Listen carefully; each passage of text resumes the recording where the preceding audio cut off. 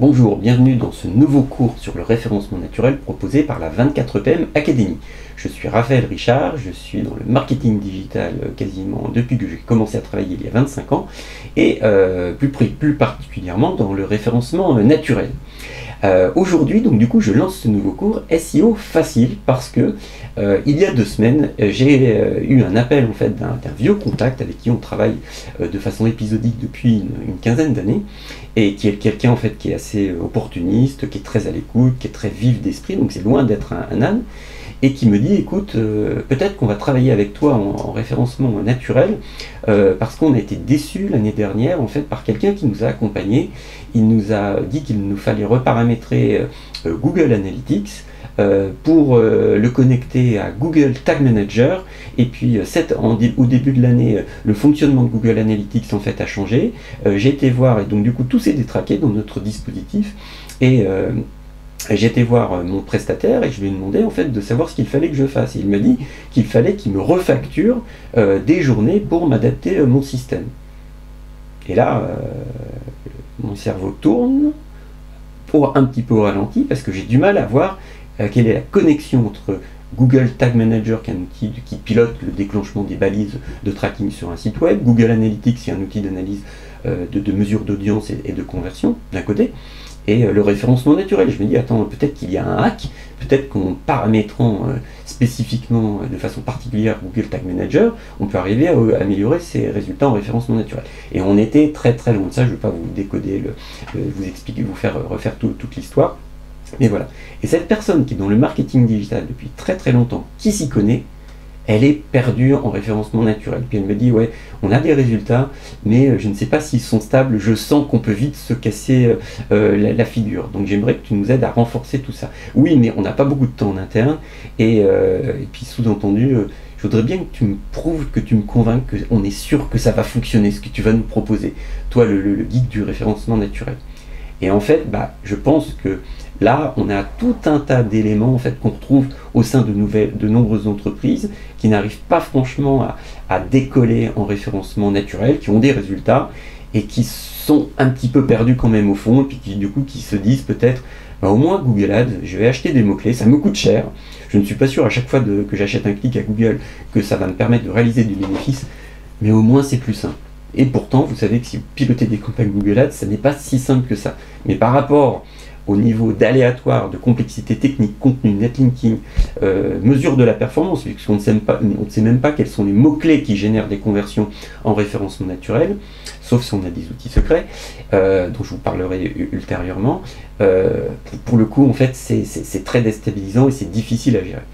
Donc l'objectif du cours, c'est de faire un point sur ce qu'est devenu le référencement naturel aujourd'hui, de vous expliquer ce qui était valable hier, qui est toujours valable aujourd'hui, ce qui est devenu obsolète, et ce qui, au sein des centaines de nouveautés auxquelles on est confronté tous les ans en matière de référencement naturel, est important. Et puis parmi l'ensemble des updates de Google, des nouveaux outils, des nouvelles techniques, etc., des nouveaux critères de classement, il n'y en a qu'une minorité auxquels vous devez vous attacher. Donc on va essayer de décoder tout cela. Alors évidemment de façon excessivement subjective, puisque ce sera l'avis en fait d'une personne, et que même si cette personne n'a pas nécessairement tort, et évidemment il peut y avoir plusieurs points de vue en fait sur un même sujet, et plusieurs expériences entre guillemets qui peuvent ne pas aboutir aux mêmes conclusions. Mais au moins vous aurez en fait un avis entre guillemets critique, et pas neutre, et pas qui ne suit pas le consensus mou des blogs qui recopient les informations qu'ils ont vues ailleurs sans les avoir vérifiées. Vous aurez le discours, la position en fait, de quelqu'un qui teste et qui teste et qui teste, qui n'a pas besoin de sortir les dernières nouveautés, d'ailleurs qui se vante de ne jamais être exactement à la dernière page du référencement naturel, parce qu'on peut obtenir de très très très bons résultats de cette façon-là. On organisera les cours en fait autour de 3 types de modules. Première série de modules, comment cartonner en référencement quand on part d'une page blanche. On est en train de créer son site. Qu'est-ce qu'il faut faire exactement? Quelles sont les étapes par lesquelles il faut passer? Quelles sont les techniques qu'il faut appliquer pour atteindre la place de numéro 1, pas sur un mot-clé, mais au global, en trafic sur un mois, dans son secteur d'activité. Alors ça, c'est une méthode sur laquelle j'ai commencé à travailler en 2009. On l'a appliqué sur un client d'abord qui a largement dépassé le million de visites par mois au bout de 6 ou 7 ans, qui les a maintenus surtout sur les 5-6 dernières années, et il est toujours en train d'augmenter. Donc c'est pas une petite méthode, c'est pas un petit hack en fait qui va marcher sur un blog un petit peu abstrait qui pourrait se permettre de tout faire. Ça, c'est une méthode qui est appliquée sur une vraie entreprise et qui est plutôt issue d'un milieu très conservateur et pas très innovant sur Internet. Ensuite, donc ça c'est pour rejoindre, ça concerne les 5% de sites qui veulent se donner les chances d'être numéro 1 dans leur secteur d'activité en matière de référencement naturel. Il ne vient pas sur un mot-clé en première position, mais au global sur l'ensemble du trafic qualifié qu'ils récupèrent sur leur site et des clients qui sont associés.